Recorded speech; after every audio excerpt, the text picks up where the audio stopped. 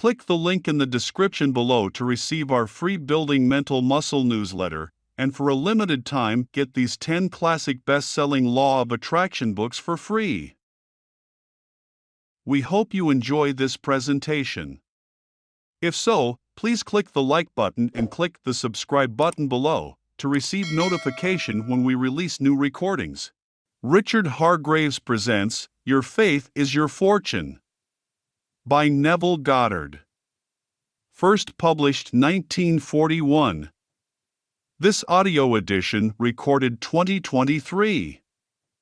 Digitally narrated using the voice of Jeff Masters for buildingmentalmuscle.com. Copyright 2023 Iron Power Publishing. All rights reserved. Your Faith is Your Fortune by Neville Goddard. Chapter 16. The Triune God. And God said, "Let us make man in our image, after our likeness." Genesis, chapter 1, verse 26. Having discovered God to be our awareness of being and this unconditioned changeless reality, the I Am, to be the only creator, let us see why the Bible records a trinity as the creator of the world. In the 26th verse of the first chapter of Genesis it is stated, "And God said, Let us make man in our image." The churches refer to this plurality of gods as God the Father, God the Son, and God the Holy Spirit.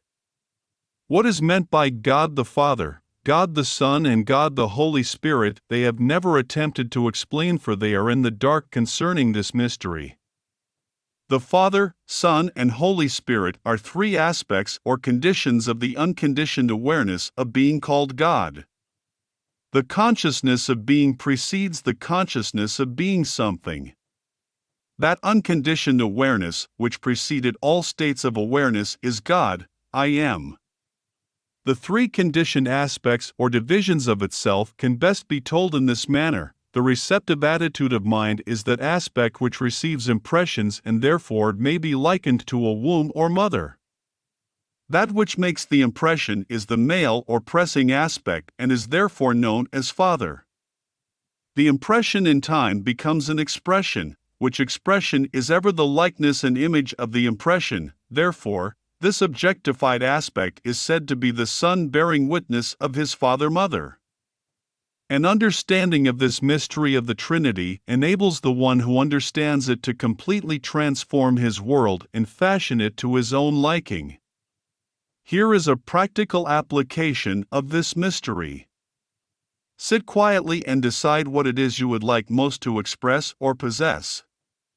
After you have decided, close your eyes and take your attention completely away from all that would deny the realization of the thing desired. Then assume a receptive attitude of mind and play the game of supposing by imagining how you would feel if you were now to realize your desire. Begin to listen as though space were talking to you and telling you that you are now that which you desire to be. This receptive attitude is the state of consciousness that you must assume before an impression can be made. As this pliable and impressive state of mind is attained, then begin to impress upon yourself the fact that you are that which you desire to be by claiming and feeling that you are now expressing and possessing that which you had decided to be and to have. Continue in this attitude until the impression is made. As you contemplate being and possessing that which you have decided to be and to have, you will notice that with every inhalation of breath a joyful thrill courses through your entire being. This thrill increases in intensity as you feel more and more the joy of being that which you are claiming yourself to be. Then in one final deep inhalation your whole being will explode with the joy of accomplishment, and you will know by your feeling that you are impregnated by God, the Father. As soon as the impression is made, open your eyes, and return to the world that but a few moments before you had shut out. In this receptive attitude of yours, while you contemplated being that which you desired to be, you were actually performing the spiritual act of generation. So, you are now on your return from this silent meditation a pregnant being bearing a child or impression, which child was immaculately conceived without the aid of man. Doubt is the only force capable of disturbing the seed or impression. To avoid a miscarriage of so wonderful a child, walk in secrecy through the necessary interval of time that it will take the impression to become an expression. Tell no man of your spiritual romance. Lock your secret within you in joy, confident and happy that someday you will bear the son of your lover by expressing and possessing the nature of your impression. Then will you know the mystery of God said, "Let us make man in our image." You will know that the plurality of gods referred to is the three aspects of your own consciousness, and that you are the Trinity, meeting in a spiritual conclave to fashion a world in the image and likeness of that which you are conscious of being. End of chapter.